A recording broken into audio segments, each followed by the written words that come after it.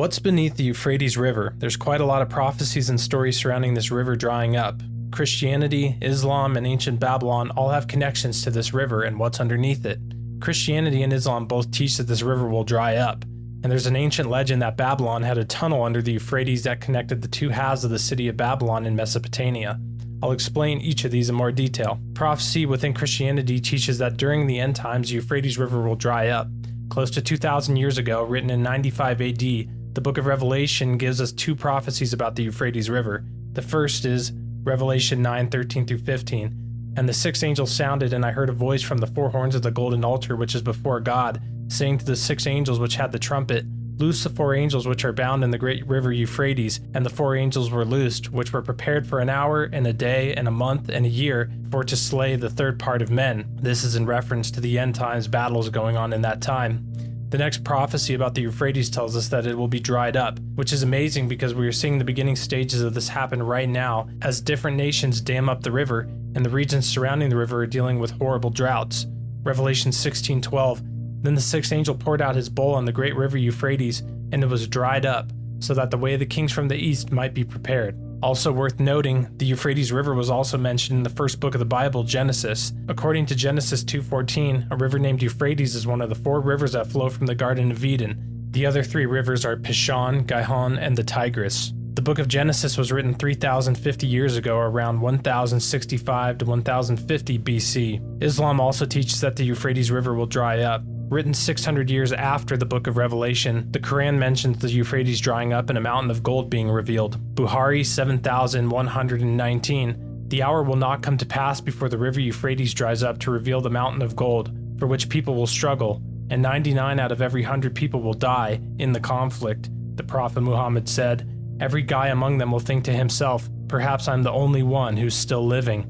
So what's the timeline for the Euphrates River to be completely dried up? Of course, no one knows for sure, but it's predicted that Iraq's two major rivers, the Euphrates and the Tigris, could go entirely dry within 2 decades unless action is taken, according to a report by the country's water ministry. Iraq will be a nation without rivers by 2040, according to the headlines in the local media. The Euphrates Tunnel, said to have been built between 2180 and 2160 BC, the tunnel was said to connect two palaces on each side of the Euphrates River. The location of this tunnel still isn't known today, but it's been documented in 2 different books written in 50 BC and 250 AD. I'll quote both of these writings. Description of the tunnel as being built and used by Queen Semiramis is given by Diodorus in 50 BC in the Bibliotheca Historica. Quote, This piece of work being finished in 260 days, the river was turned into its ancient channel again, so that the river flowing over the whole work, Semiramis could go from one palace to the other without passing over the river.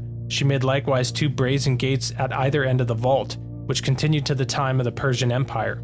End quote. And Philostratus in 250 AD also describes the tunnel's construction in the life of Apollonius of Tyana, book I-25. Quote, And Babylon, it is cut under the river Euphrates into halves of similar shape, and there passes underneath the river an extraordinary bridge, which joins together by the unseen passage the palaces on either bank. For it is said that a woman, Medea, was formerly queen of those parts, who spanned the river underneath in a manner in which no river was ever bridged before. For she got stones, it is said, and copper and pitch, and all the men have discovered for use in masonry underwater, and she piled these up along the banks of the river. Then she diverted the stream into lakes, and as soon as the river was dry, she dug down 2 fathoms and made a hollow tunnel, which she caused to debauch into the palaces on either side of the bank like a subterranean grotto. And she roofed it on a level with the bed of the stream. The foundation were thus made stable, and also the walls of the tunnel. But as the pitch required water in order to set as hard as stone, the Euphrates was let in again on the roof while still soft,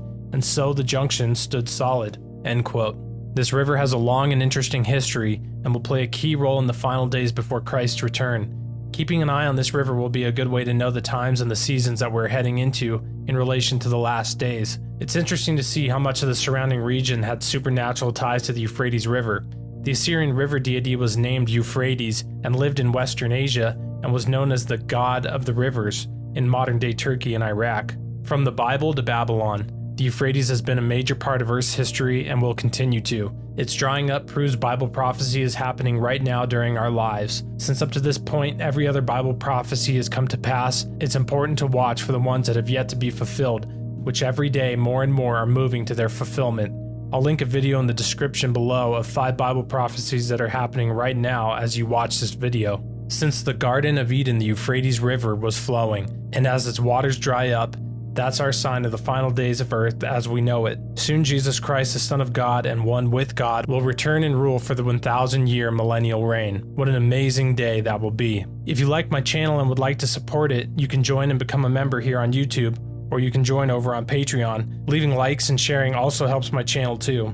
I put a ton of time into making these videos, so thanks for any support. Set the Lord Jesus as a seal over your heart, a seal that keeps your life's full devotion and focus on Him and His purposes.